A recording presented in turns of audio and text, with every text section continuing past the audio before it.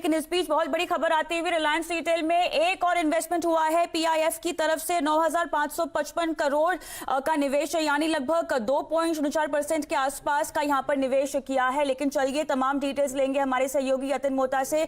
Yatin, Reliance retail में निवेश को लेकर एक और नाम जुड़ गया। बिल्कुल, एक और नाम जुड़ गया और ये एक नाम ऐसा है पीआईएफ जो कि मिडिल ईस्ट का बहुत बड़ा सॉवरेन वेल्थ फंड है, यानी एक सरकारी फंड है जो पब्लिक मनी मैनेज करता है। और ये इम्पोर्टेंट इसीलिए है क्योंकि ये अपने साथ बहुत ही ज़्यादा अनुभव और ज़्यादा जो है रीच ले आते हैं रिलायंस रिटेल जैसे कारोबार के लिए। अगर आपको याद है, पीआईएफ ने लगभग 2.3% हिस्सेदारी जियो प्लेटफॉर्म्स में ली थी और अब आज का जो अनाउंसमेंट है, मैं रिलीज से पढ़ पा रहा हूं, लगभग 9,500 करोड़ रुपए का जंगी इन्वेस्टमेंट 2.04 हिस्सेदारी के लिए पीआईएफ निवेश करने वाला है। लगभग 1.3 बिलियन डॉलर्स का ये ट्रांजैक्शन है जिसके अंदर रिलायंस रिटेल वेंचर्स की जो वैल्यूएशन है लगभग 4.6 लाख करोड़ आकी जा रही है।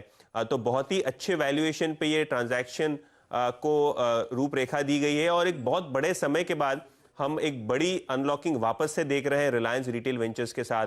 अगर आपको याद है तो काफी सारे दिग्गज प्राइवेट इक्विटी इन्वेस्टर्स, यूएस के इन्वेस्टर्स और मिडिल ईस्ट के इन्वेस्टर्स ने पहले निवेश किया था और पीआईएफ का जो है मैनेजमेंट का फेथ जो है वो रीट्रेट कर रहा है क्योंकि इन्होंने ना कि रिलायंस रिटेल में इन्वेस्ट किया लेकिन इससे पहले जियो प्लेटफॉर्म्स में भी इन्होंने निवेश किया। तो ये काफी स्ट्रेटेजिक इन्वेस्टमेंट माना जाता है एनालिस्ट कम्युनिटी में और क्लियरली जिस हिसाब से शेयर में हमने करेक्शन देखा है, ये वैल्यूएशन की अनलॉकिंग जो हमको रिलायंस रिटेल में दिख रही है, कहीं ना कहीं वो कल के सत्र में काफी इंपॉर्टेंट रहेगी रिलायंस इंडस्ट्रीज के शेयर्स के लिए भी। बिल्कुल स्ट्रैटेजिक इन्वेस्टमेंट दिखाई दे रही है, लेकिन अब पीआईएफ का जो नाम जुड़ गया है यहाँ पे रिलायंस रिटेल में, इसमें पूरे निवेश का अगर हम इनका बुके देखें तो क्या यूएसपी उभर के आ रही है? तो देखिए, अगर आपको याद है जब जियो प्लेटफॉर्म्स के साथ फेसबुक ने साझेदारी की थी, उन्होंने ये कहा था कि रिलायंस रिटेल वेंचर्स भी इस ट्रांजैक्शन का पार्ट रहेगा, व्हाट्सएप भी ये ट्रांजैक्शन का पार्ट रहेगा क्योंकि जिस हिसाब से मुकेश अंबानी जी ओवरऑल प्लेटफॉर्म एक ऐसा यूजर फ्रेंडली प्लेटफॉर्म क्रिएट करना चाहते हैं जहां कस्टमर और छोटे छोटे फुटकर व्यापारी और छोटे छोटे रिटेलर्स अपने प्रोडक्ट्स आके प्रेजेंट कर सकें। ये एक बड़ा मेरे हिसाब से टेलविंड होगा रिलायंस रिटेल के लिए क्योंकि जिस हिसाब से वो मार्केट प्लेस में आज आ रहे हैं अमेजॉन और फ्लिपकार्ट जैसे बड़े ब्रांड्स के साथ कॉम्पीट करने के लिए, तो मुझे लगता है जिस हिसाब से जियो प्लेटफॉर्म्स के पास एक एग्जिस्टिंग कस्टमर बेस है, व्हाट्सएप के पास एक एग्जिस्टिंग कस्टमर बेस है और फेसबुक के पास जो टेक्नोलॉजी और एनालिटिक्स है, उससे कहीं ना कहीं रिलायंस रिटेल के प्लेटफॉर्म को एक बड़ी फॉरवर्ड अगर मैं कहूं तो एक अपॉर्चुनिटी मिल सकती है इंडियन मार्केट्स के लिए और ये छोटे व्यापारियों को भी साथ में लेके चल रहे हैं जिससे कॉम्पिटिटिवनेस जो है मार्केट में अच्छी इंप्रूव होगी और कस्टमर को भी फायदा होगा। और यही सारा जो ढांचा है देख के मुझे लगता है पीआईएफ का एक जंगी 9,500 करोड़ रुपए का इन्वेस्टमेंट का डिसीजन लिया जा रहा है और आज अनाउंस हुआ है।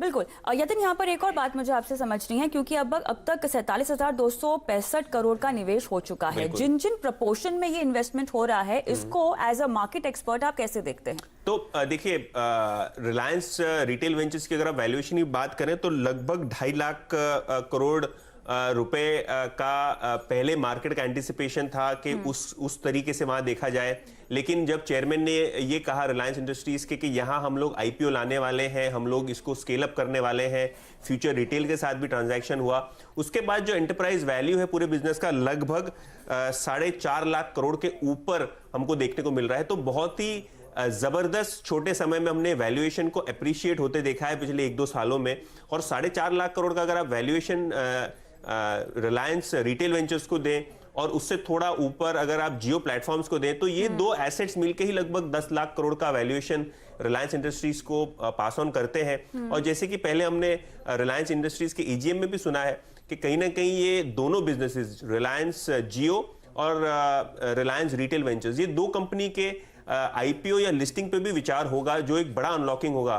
तो मेरे हिसाब से ये सारा जो सेटअप है मैं मानना ये चाहूंगा कि रिलायंस इंडस्ट्रीज के लिए काफी इंपॉर्टेंट है और उनके शेयर होल्डर्स के लिए काफी इंपॉर्टेंट है। बिल्कुल, आप हमारे साथ बने रहें, लेकिन वो तमाम दर्शक जिन्होंने अभी अभी टीवी ऑन किया है और ये बड़ी ब्रेकिंग न्यूज देख रहे हैं, उन सबको हम बताना चाहते हैं कि रिलायंस रिटेल के निवेश बुके में एक और नाम जुड़ गया है पीआईएफ का, जहां पर 9,555 करोड़ का निवेश किया गया है, जो प्रपोर्शन है लगभग 2.04% का है। और इस निवेश के साथ अब जो कुल निवेश आ चुका है रिलायंस रिटेल के पास, वो लगभग 47,265 करोड़ का है। हम हमारे सहयोगी यतिन मोटा से यही समझ रहे हैं कि कैसे इस निवेश को बाजार देखेगा और अब जो पूरा इन्वेस्टमेंट पोर्टफोलियो है रिलायंस का, वो आगे कैसे बढ़ रहा है।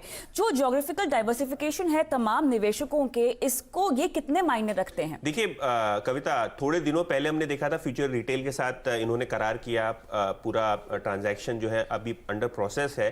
तो अगर आप ग्रोसरी की बात करें तो रिलायंस रिटेल सबसे बड़ा ऑर्गेनाइज रिटेल प्लेयर बन जाएगा इंडिया का।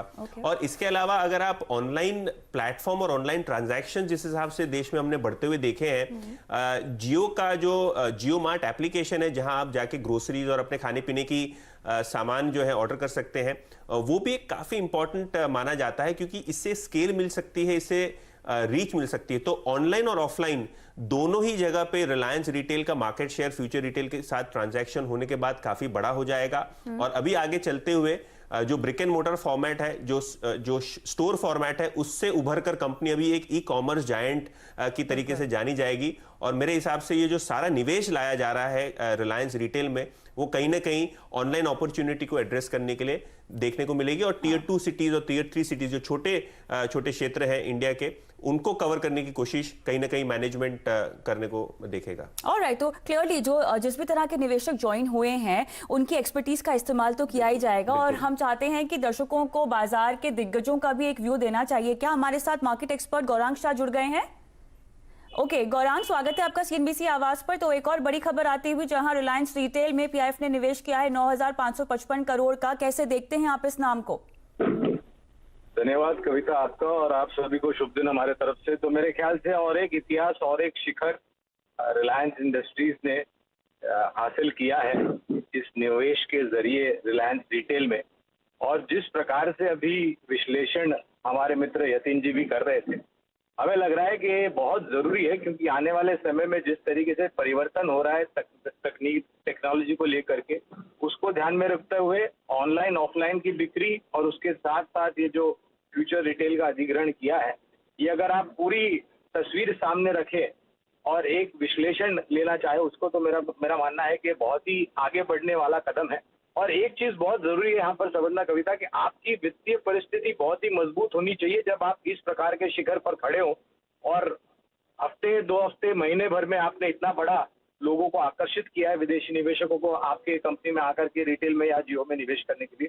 तो मेरे ख्याल से ये एक अच्छा कदम है और मैं उम्मीद रखता हूँ कि जो भी कदम आने वाले समय में आगे जा करके कंपनी लेगी इस दिशा में, वो काफी सक्षम साबित होगी रणनीति, और उसके लिहाज से शेयर धारकों को भी उसका फायदा होगा। गौरांग, एक सवाल मेरी तरफ से, यतिन जुड़ रहा हूं मैं बॉम्बे स्टूडियोज से। हमने ये देखा है कि ओवरऑल बेसिस पे ये जब ट्रांजैक्शन होने लगे थे, रिलायंस ने एक पीक किया था और वो पीक से लगभग 10 से 15% स्टॉक ने करेक्शन दिया है क्वार्टरली रिजल्ट्स के बाद। आपका क्या रीडिंग है वैल्यूएशन सपोर्ट से, क्योंकि लगभग 4.6 लाख करोड़ की एंटरप्राइज वैल्यू पे ये ट्रांजैक्शन हुआ है रिलायंस रिटेल वेंचर्स में। तो अगर आप रिलायंस का स्टॉक ओवरऑल बेसिस पे देखें तो यहां से आपको क्या लगता है, जो मीडियम टू लॉन्ग टर्म वाले जो निवेशक हैं उनके लिए ये जो ट्रांजैक्शन है उसको किस लिहाज से देखना चाहिए? और आगे चलते हुए आपका पर्सनल ओपिनियन क्या है रिलायंस रिटेल के और रिलायंस जियो के बिजनेस प्रोस्पेक्ट्स के बारे में? यतिन भाई, पहले तो खरीदारी की कवायद है रिलायंस इंडस्ट्रीज पर। लंबी अवधि के लिए हमारे लक्ष्य 2600 और 2800 है। ये मैं लक्ष्य आपके सामने 3 आधार पर रख रहा हूँ।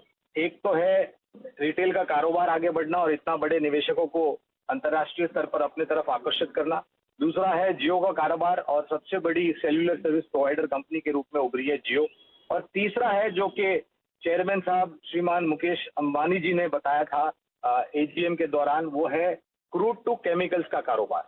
अब ये सभी चीजों को ध्यान में रखता हूँ, तो मेरे ख्याल से रिजल्ट के बाद जो भी रिएक्शन था वो बहुत ही मेरे ख्याल से छोटी अवधि का रिएक्शन है। रिजल्ट शायद कुछ लोगों को समझ में नहीं आएगा। और उसके पश्चात हमने देखा भी है यतिन भाई कि रिलायंस का शेयर जिस निचले स्तर पर था वहां से उभरा भी है, खरीदारी हुई है।